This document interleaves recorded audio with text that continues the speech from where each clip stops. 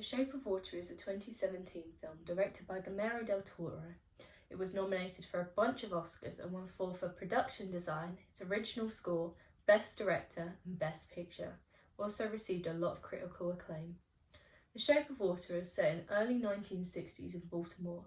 A mute janitor, Eliza, played by Sally Hawkins, forms a special relationship with the captured fisherman, Doug Jones, and decides to help him escape from the government facility where she works. I'm a big fan of Del Toro's work, and I would go as far to say that he is one of my favourite directors. The first time I saw this film was for my 30th birthday, and you can just imagine our reaction to that scene. Needless to say, we went bowling the next year.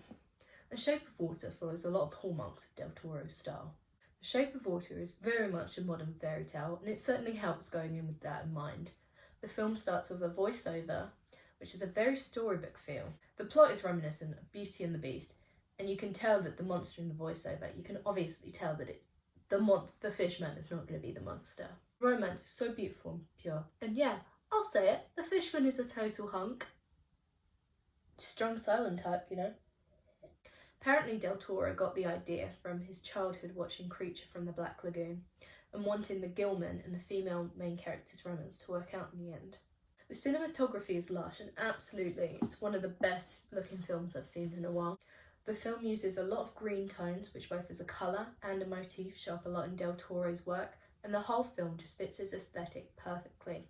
The underwater scenes are beautifully shot. There's like this wonderful dreamy quality which contrasts really well with the oppressive metallic greys of the government lab. The setting looks so authentic to the time period, and you can tell there was so much love and effort put in behind the scenes with the production design led by Paul D. Asbury. There is this one scene, I'll say, which is a homage to old Hollywood musicals, you know, the kind with Fred Astaire, and it's one of my favourite in the film. The whole way it's references and how it just makes so much sense to Eliza's character. And I know the whole premise of the film is based off of Creature from the Black Lagoon, but all of its references within the film just make so much sense thematically and enhance the story. And it doesn't go down the very easy and simple route of homages for the sake of homages, which I really respect and is a testament to Del Toro's directing style. The Shape of Water explores many of the themes that show up in Guillermo del Toro's body of work, themes that work really well on their own, but are truly brought together here and mesh just wonderfully with the story. Themes like innocence versus evil, the value of uniqueness, the importance of community, weird monsters, just weird little guys, the evil within action, and love pushing back against a violent homogeny. All handled with such sincerity, despite the admittedly strange premise. It really works in a way that just feels like a culmination of his work. The 60s setting is a great playground to really explore these films, with the backdrop of the Cold War, the space race, and the civil rights movement, which just adds this great depth to the story. For example, there's a side plot with an undercover KGB agent, and it really underscores this building tension that's just bubbling over by the third act. Guillermo del Toro's love for underdogs and outcasts show up in this film. Most of the principal characters, at least the ones we're supposed to root for, are from marginalised communities. Like Eliza is disabled, her neighbour Giles is gay and closeted, and gets some really heartbreaking scenes that really does make me cry every time.